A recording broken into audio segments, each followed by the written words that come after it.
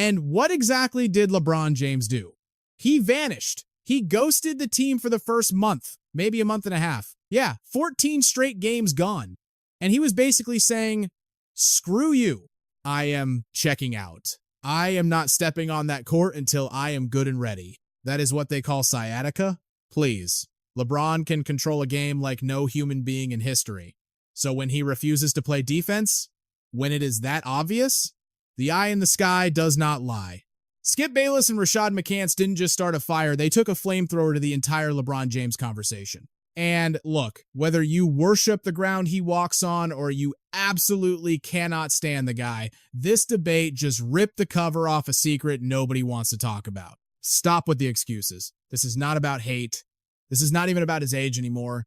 This is about accountability. It is about effort. It is about the brutal truth that when the so-called greatest of all time takes a nap on defense, the whole franchise collapses behind him. He is a juggernaut on offense, sure. But when he unplugs the controller on defense, bro, our team looks absolutely pathetic. So I have to ask the million-dollar question right now. If LeBron James can still dominate the scoreboard, does being old give him a free pass to ignore defense, or are we just moving the goalpost to protect his legacy from getting stained? Sound off in the comments because we need to get real about this. That is it. Now, look at year 23. The Los Angeles Lakers basically told him, we do not want you. They tried to shame him. They dared him to walk into free agency and end his career somewhere else. It was cold-blooded. And do not forget, he was showing up at the Clippers gym. He flew out to Cleveland, flexing on them like, I am going to go here. I am going to end it in Cleveland. I dare you to let me walk. I dare you. And the Lakers looked him in the eye and said, no, we are not giving you that extension. Fast forward. LeBron James misses 14 games early in the season. That is 6 weeks on the shelf. The official story was sciatica, a real injury, painful, no question about it. People suffer from it daily. But this is where the smell test fails. When LeBron finally came back, what did we actually see? Did we see a warrior fighting through pain? No. We saw a guy who decided, I will give you offense, but defense is optional, because that is where the blood starts boiling. You do not get to be a part-time player when you are cashing checks for over $50 million a year. But he has the front office in a chokehold because he has that player option. It is his call. If he triggers it, we are trapped with him. The dreaded no-trade clause. Yeah, untouchable. So what did LeBron do? He sat out the first, month and a half? Yeah, 14 games down the drain. And the whole time he was saying, screw you. I am not playing for a while. You call it sciatica? I call it, well, you know what I call it. That is not just an injury. Skip Bayless tried. He really tried to cut the man some slack. He brought up the age. Year 23, nearly 41 years old. The crown is heavy. The mileage on those legs is real. But even Skip couldn't keep up the charade because the game tape is a crime scene. The eye in the sky screams the truth. When LeBron is locked in, fully engaged, and playing with fire, he is still a monster on both ends of the floor. We have seen the highlights. We have the proof. We have the receipts.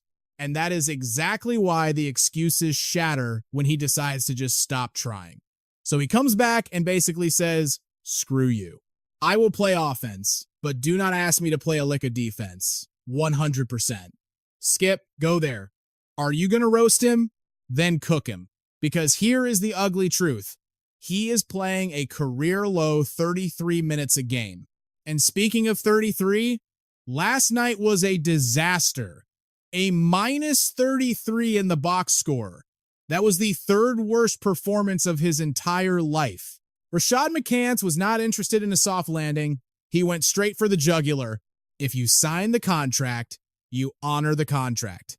It does not matter if you are 21, 31, or 41. The job description is availability plus effort.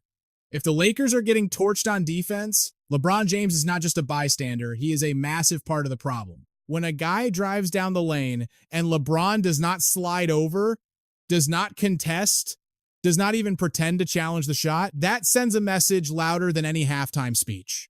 And the message is toxic. If the king doesn't care, Why the hell should anyone else? I feel sorry for him because this is tragic.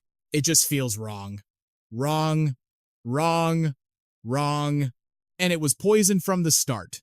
So here he is, refusing to play defense, and his podcast partner, his head coach, won't dare call him out because he owes LeBron his entire career. This is a total mess, man. That is where this gets dangerous for the Lakers. LeBron sets the temperature, always has. Teammates are watching, young guys are copying him, veterans follow his lead.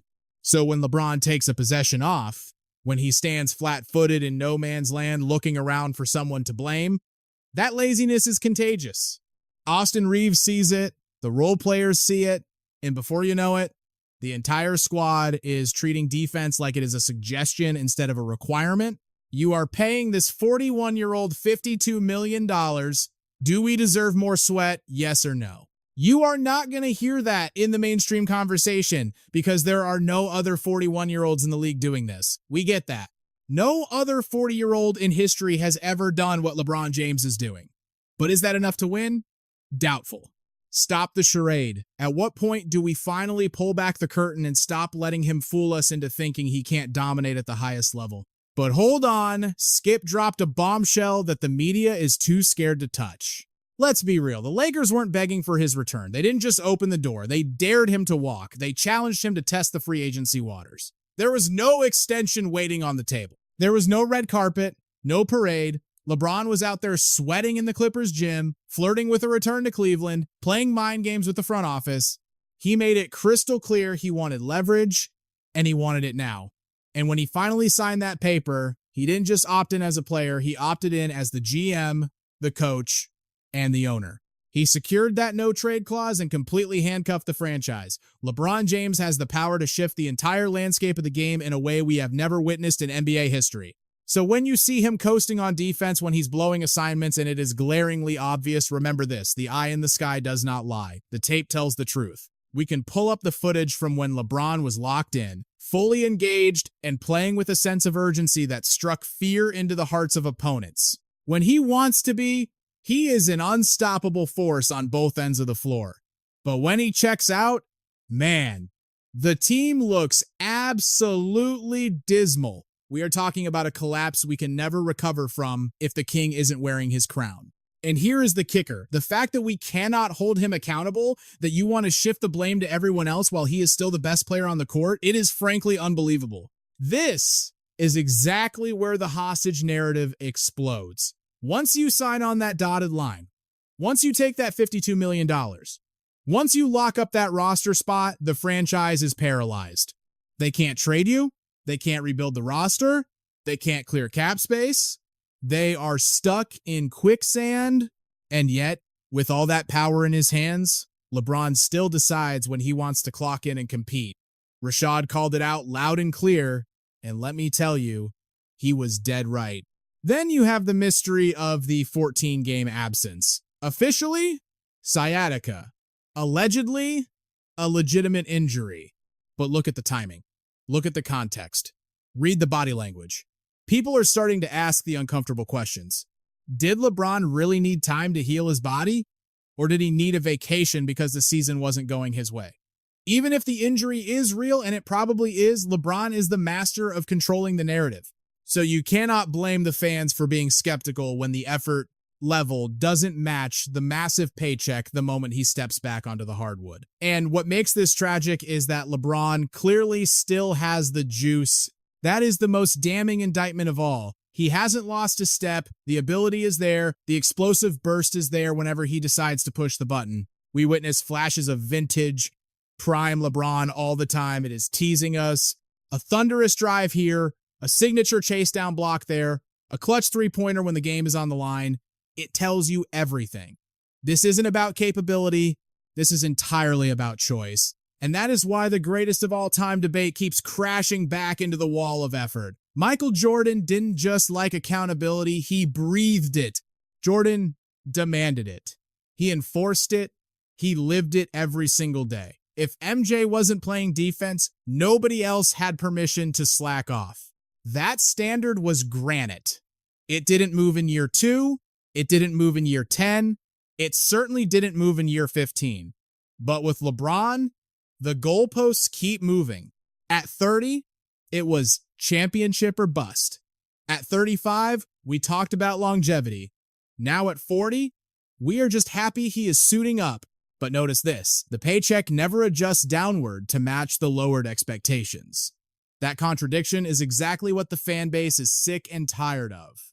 Now, we have to address the elephant in the locker room because Skip pointed out something uncomfortable but undeniable. Luka and Austin Reeves have bonded. They have synergy. They play off each other. They feed off that energy. There is a genuine chemistry bubbling there.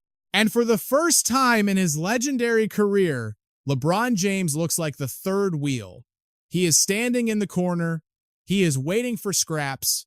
He is watching relationships build that have nothing to do with him. And whether the media wants to admit it or not, that hits his ego and affects his engagement.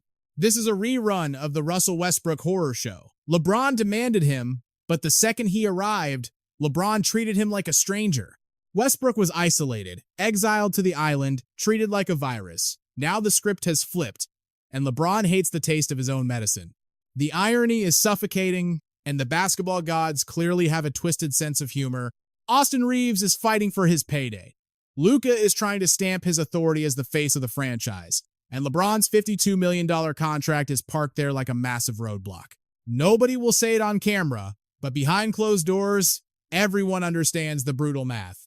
That money has to bleed from somewhere, and as long as LeBron stays, financial flexibility vanishes. That breeds quiet resentment, even if the respect remains on the surface. Skip went even further and dragged Luka right into the fire. Overrated, high usage, turnover machine, poor three-point efficiency, lazy defense. He didn't let Luka off the hook for a second. And this matters because leadership isn't just about raw talent. It is about setting the tone for the entire organization. Luka might be the young gun, but LeBron is still the highest paid player, the loudest voice, and the standard bearer, whether he likes the burden or not. And when Rashad laid it out flat, it hit hard. If the leader doesn't lead on the defensive end, you are not winning championships. Period. End of story. Basketball does not work any other way. You can score until the lights go out. You can pad your stats. You can look pretty on the box score, but if the best player on the floor isn't dying for a stop on defense, the entire structure collapses. That is exactly why the he is 41 years old excuse is garbage. Nobody is asking LeBron to be the defensive player of the year. Nobody is demanding 48 minutes of lockdown, smothering defense every single night. They are asking for effort, communication, rotations, help defense, just competing.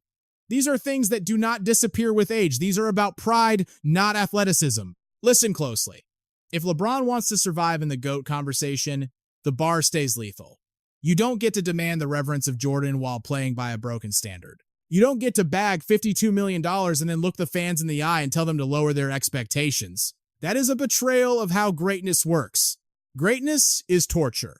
It is demanding, uncomfortable, and absolutely relentless. Rashad didn't just say it. He preached it. Shift the goalposts if you have to, but don't play the victim when the world calls it out. If LeBron wants mercy, he needs to voluntarily vacate the GOAT debate. He needs to say it to the world. Say Jordan was better. Admit the standards are gone. If he surrenders that, fine. We move on. Expectations evolve, but as long as he clings to that crown, the crushing weight comes with it. This isn't about hate, it's about history. It's about brutal honesty. Skip didn't pull the trigger lightly. Rashad McCants didn't sugarcoat the pill. They served it raw. This clip is going viral because it mirrors the terrifying reality fans see every night. LeBron still has the monster inside him. He just refuses to unleash it. And when he holds back, the Lakers bleed out.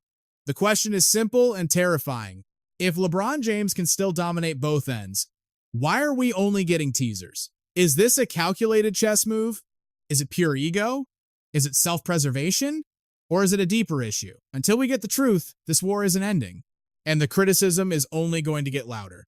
It all boils down to one single, undeniable factor. Standards. When you force your way into the GOAT talk, when you claim you've eclipsed Jordan, the rules don't bend just because you're aging. You don't get to clear a $52 million check and then ask for patience when your defense completely vanishes. Greatness is about setting the tone with fire and intensity. And right now, LeBron James is setting a dangerous one. The tragedy is that we have the receipts. We've seen him flip the switch. We've seen him rotate, scream, and hijack games defensively when he decides it matters. That is the source of the rage.